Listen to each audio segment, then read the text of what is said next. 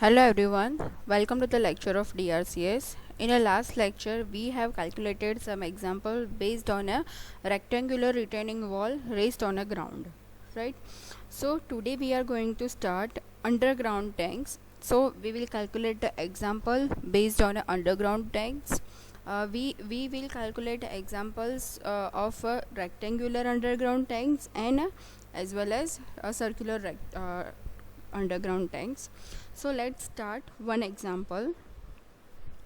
So our first example is design an underground water tank of a 3 meter by 8 meter by 3 meter for following data.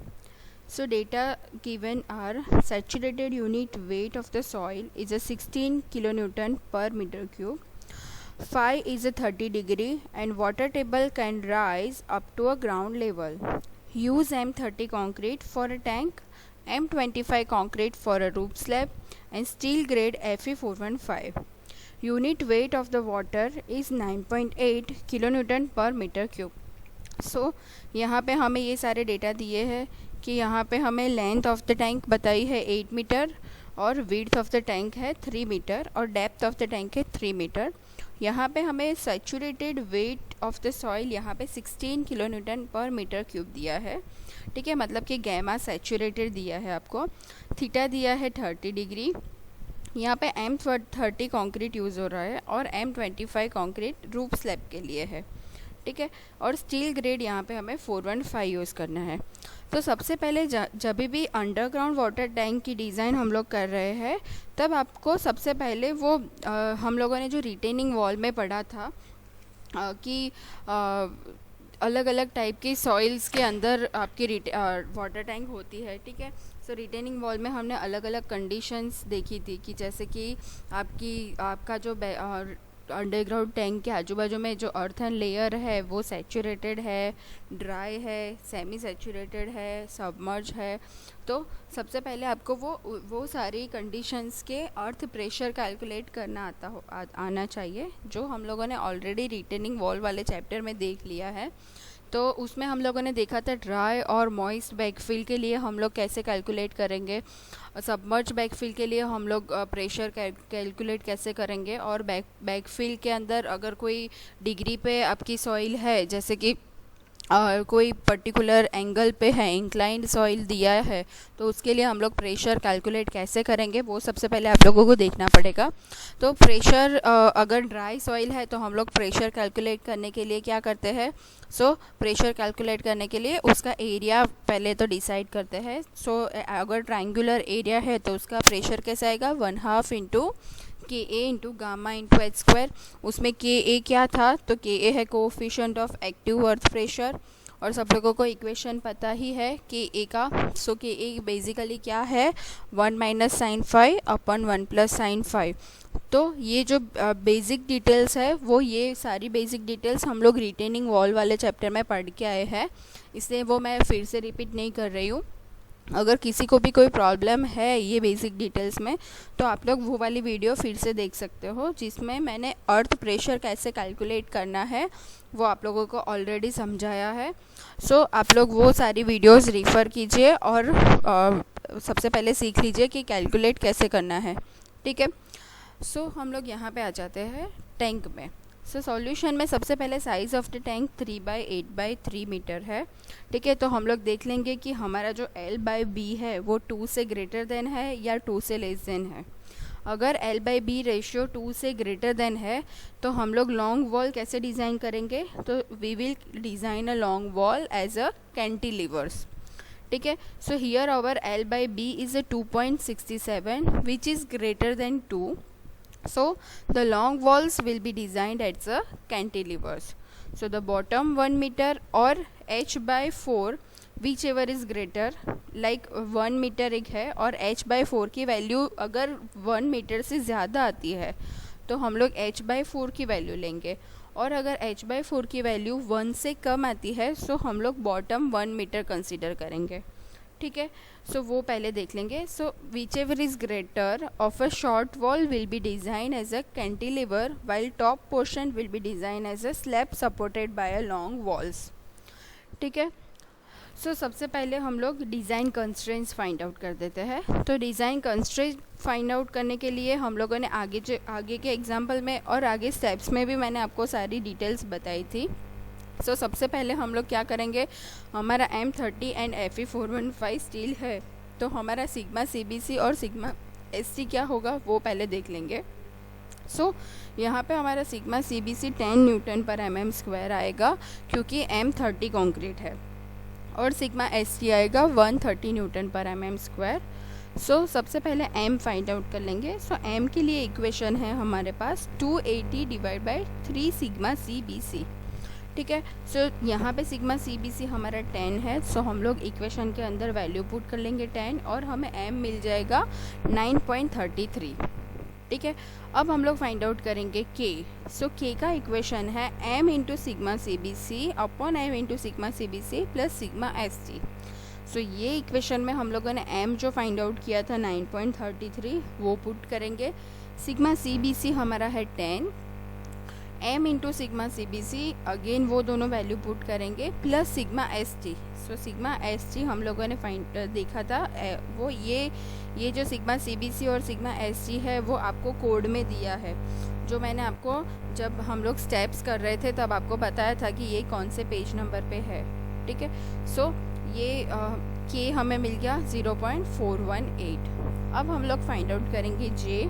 So j का equation है 1 minus k/3। सो ये equation के अंदर हम लोग k की value put करेंगे 0.148 और हमें j मिल गया 0.861, ठीक है। सो ये सारे डिज़ाइन कंस्ट्रेंट फाइंड आउट करने के बाद हम लोग q फाइंड आउट करेंगे। सो q का इक्वेशन है 1/2 sigma CBC k into j, ठीक है। सो उसके अंदर हम लोग सिग्मा CBC k और j की वैल्यू पुट करेंगे और हमें q मिल जाएगा 180। सो ये सारे जो डिटेल्स है, ये सारे इक्वेशंस है वो हमें IS 456 पेज नंबर 80 पे दिए हैं। सो आप लोगों को पेज नंबर 80 फॉलो करना है ये डिज़ाइन कंस्ट्रेंट फाइंड आउट करने के लिए। अब हम लोग फाइंड आउट करेंगे डिज़ाइन ऑफ लॉन्ग वॉल, ठीक है। सबसे पहले डिज़ाइन करेंगे design of long wall. So design of long wall में हमारे पास दो कंडीशंस है। तो उसमें सबसे पहली कंडीशन है tank is empty with a pressure of saturated soil from outside. मतलब कि फर्स्ट कंडीशन है कि टैंक एम्प्टी है बट प्रेशर बाहर से आ रहा है। कौन सा प्रेशर? सैचुरेटेड सॉइल का प्रेशर। तो उसके लिए हम लोग डिज़ाइन ऑफ लॉन्ग वॉल कैसे करेंगे? सो सबसे पहले हम लोग PA फाइंड आउट कर लेंगे। सो ये है PA। सो PA फाइंड आउट करने के लिए सबसे पहले हमारे पास क्या है, आउटर अर्थन प्रेशर कौन सा आने वाला है? सैचुरेटेड सॉइल का। तो सैचुरेटेड सॉइल का प्रेशर कैलकुलेट करना हो तो हम लोग क्या करेंगे? सो PA कैलकुलेट करने के लिए हमारे पास इक्वेशन है KA into gamma dash into H plus gamma W into H। So ये गैमा डैश क्या है? सो गैमा डैश है gamma saturated minus gamma W, ठीक है। सो ये जो इक्वेशन है उसके अंदर हम लोग सारी वैल्यू पुट करेंगे, जिसमें गैमा डैश की वैल्यू फाइंड आउट करने के लिए हमारे पास गैमा सैचुरेटेड दिया है 16 और गैमा W कितना होता है? 9.8 होता है। सो सबसे पहले गैमा डैश फाइंड आउट कर लेंगे। सो ये है 6.2 किलो न्यूटन पर मीटर स्क्वायर, ये हमें मिल गया। अब ये KA फाइंड आउट करना है, मतलब कि active earth pressure. So coefficient of active earth pressure. So coefficient of active earth pressure find out करने का इक्वेशन हमारे पास है 1 minus sine 5 upon 1 plus sine 5, जिसमें हमारे पास फाई कितना दिया है? 30 डिग्री दिया है। सो वो वैल्यू पुट कर लेंगे यहाँ पे और हमें KA कितना मिला? 1/3। अब ये इक्वेशन में वैल्यू पुट करेंगे 1/2 इंटू 6.2 इंटू H कितना रहेगा? 3 metre plus gamma W 9.8 into 3। So हमें प्रेशर कितना मिला? 35.6 किलो न्यूटन पर मीटर स्क्वायर। ये हमें स्मॉल PA मिला है। अब हमें अगर उसके मोमेंट फाइंड आउट करनी है तो सबसे पहले कैपिटल PA फाइंड आउट कर लेंगे। सो कैपिटल PA, सो मोमेंट का इक्वेशन है कैपिटल PA इंटू उसका पर्टिकुलर डिस्टेंस, ठीक है। सो कैपिटल PA अगर फाइंड आउट करना है तो हम लोग क्या करेंगे? वो जो ट्राइंगल है उसका एरिया फाइंड आउट कर लेंगे। सो हम लोगों ने पी ए फाइंड आउट किया था 35.6 किलो न्यूटन पर मीटर स्क्वायर। सो वो हो जाएगा 1/2 इंटू 35.6 किलो न्यूटन पर मीटर स्क्वायर इंटू 3।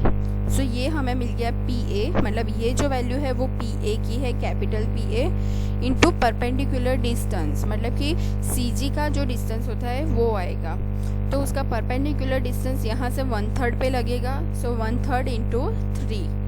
सो ये हमें क्या मिल गया, मोमेंट मिल गई। सो ये है cantilever maximum bending moment at base of the wall.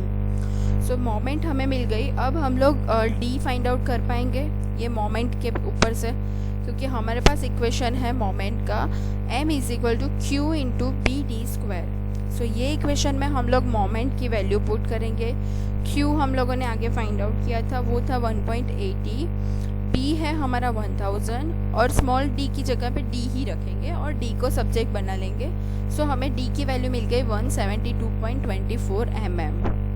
ठीक है, हम उसको राउंड फिगर में करके 195 कर लेते हैं और उसके बाद हम लोग उसमें कवर ऐड कर देते हैं। तो यहाँ पे 35 mm का कवर ऐड किया है, तो हमारा कैपिटल D कितना हो गया, 230 mm। ठीक है, ये है डेप्थ, मतलब कि कैपिटल D। अब कैपिटल D मिल गया है तो हम लोग AST फाइंड आउट कर लेंगे। सो AST फाइंड आउट करने के लिए जो इक्वेशन है उसके अंदर हम लोग स्मॉल d यूज़ करेंगे, जो हम लोगों ने क्या अज्यूम किया है, 195। सो यहाँ पे मोमेंट रखेंगे 53.4 इंटू 10⁶, सिग्मा ST है 130, J है 0.861 और हमारा स्मॉल d है 195। सो ये इक्वेशन के अंदर सारी वैल्यू पुट करने के बाद हमें AST मिल रहा है 2447। सो अब हम लोग यहाँ पे अज्यूम करेंगे 20 mm डाया। सो हम लोग 20 mm डाया प्रोवाइड करेंगे, तो 120 mm centre to centre on a remote face in a vertical direction. So provided AST हमारा कितना रहेगा, 2618 mm स्क्वायर। अब हमारा जो BM है वो प्रोपोर्शनल है H1 क्यूब से। ठीक है, सो हम लोग ये इक्वेशन यूज़ करेंगे, AST1/AST = H1 cube upon H⁻3। ठीक है, सो उसमें हम लोग H1 को सब्जेक्ट बनाएंगे और सारी वैल्यू पुट करेंगे। ठीक है, सो यहाँ पे H1 = H इंटू AST1/AST⁻1/3 ऐसे हो जाएगा। So if AST is 1/2 of AST, मतलब कि 50% ऑफ बार्स यहाँ पे क्या हो गए, कर्टेल हो जाएंगे। सो हमारा H1 कितना रहेगा, सो H1 = H और यहाँ पे हम लोग 1/2 पुट कर लेंगे। सो 1/2⁻1/3। सो हमें H1 की वैल्यू कितनी मिल गई, 2.38 मीटर फ्रॉम टॉप। ये भी हम लोगों ने आगे किया है। ये क्या कर रहे हैं हम लोग, कर्टेलमेंट्स के लिए कितनी हाइट तक हमारा कर्टेलमेंट्स ऑल्टरनेट रहेगा, ये उसकी हाइट फाइंड आउट कर रहे हैं। ये सेम प्रोसीजर हम लोगों ने रिटेनिंग वॉल वाले चैप्टर में की है, आप उसको फॉलो कर सकते हो। सो हमारी total height of the wall है 3 मीटर, उसमें से हम लोग 2.38 मतलब कि H1 माइनस करें। सो फ्रॉम बेस हमारा कितना रहेगा, 0.62 मीटर हाइट पे रहेगा। So above value is theoretical value.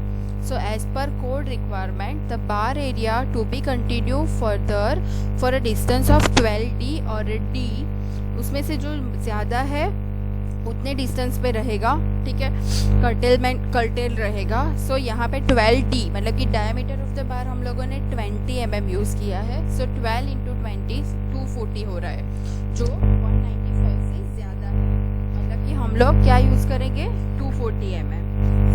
Curtailment of the 50% बार कौन सी हाइट पे हम लोग करेंगे, सो ये जो हाइट है हमने फाइंड आउट की थी फ्रॉम बेस, उसके साथ हम लोग 240 mm ऐड कर लेंगे। सो यहाँ पे हमारा कर्टेलमेंट हो जाएगा 0.62 प्लस 0.24, मतलब कि हमारा कर्टेलमेंट होगा 0.86 मीटर। तो हम लोग 1 मीटर फ्रॉम बेस से कर्टेल कर लेंगे। अब हम लोग प्रोवाइड करेंगे distribution steel. So distribution steel हम लोग कौन सी थिकनेस पे करेंगे, सो 230 mm पे करेंगे। ठीक है, क्योंकि हमारी T है 230 mm। So minimum percentage of the steel यहाँ पे रिक्वायरमेंट होगा डिस्ट्रीब्यूशन स्टील के लिए। So minimum percentage of the steel कितना रहेगा, 24%। किसके लिए, so for maximum dimension less than 50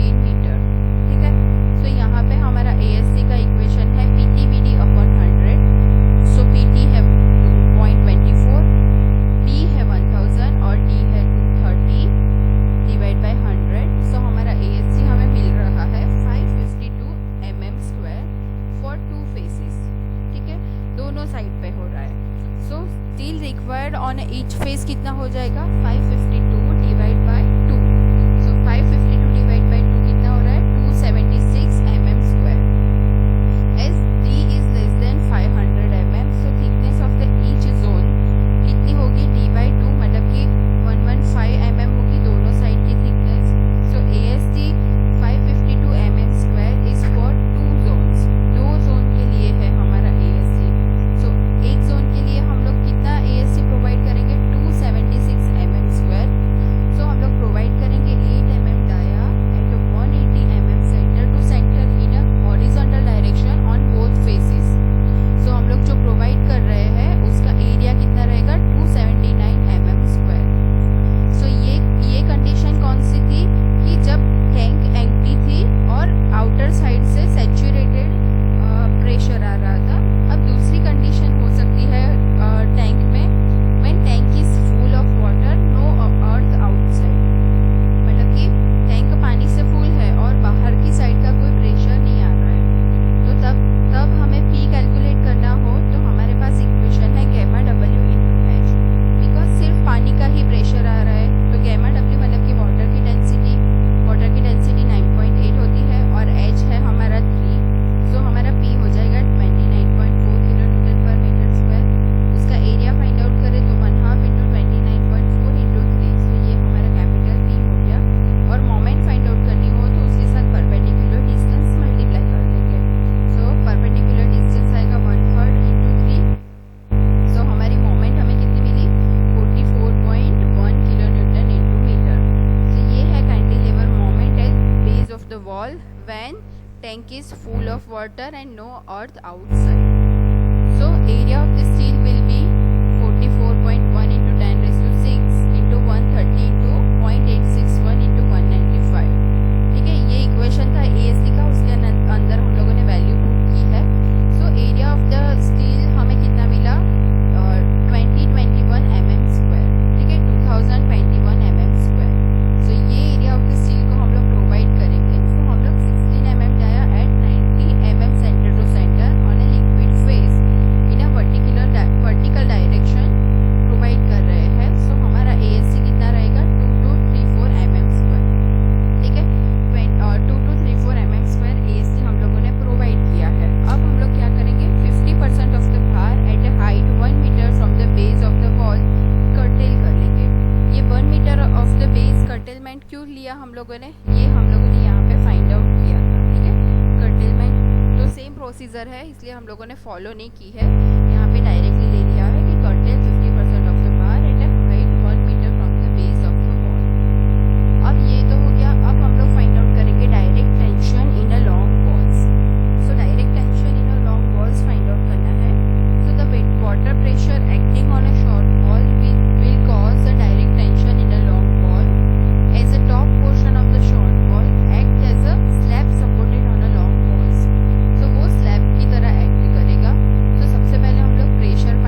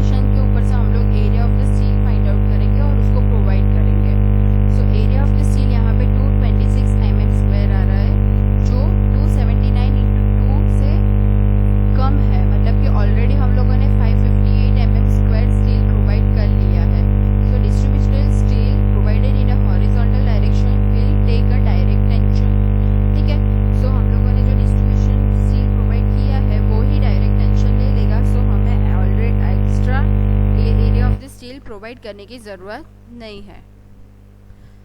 अब नेक्स्ट टॉपिक है हमारा design of a short walls. तो ये design of the short wall हम लोग नेक्स्ट लेक्चर में लेंगे। तो यहाँ तक आप लोग मैं एक एग्जाम्पल दे रही हूँ आपको असाइनमेंट में, वो एग्जाम्पल आप सॉल्व कीजिए और नेक्स्ट लेक्चर में हम लोग डिज़ाइन ऑफ शॉर्ट वॉल देखेंगे। Thank you so much everyone.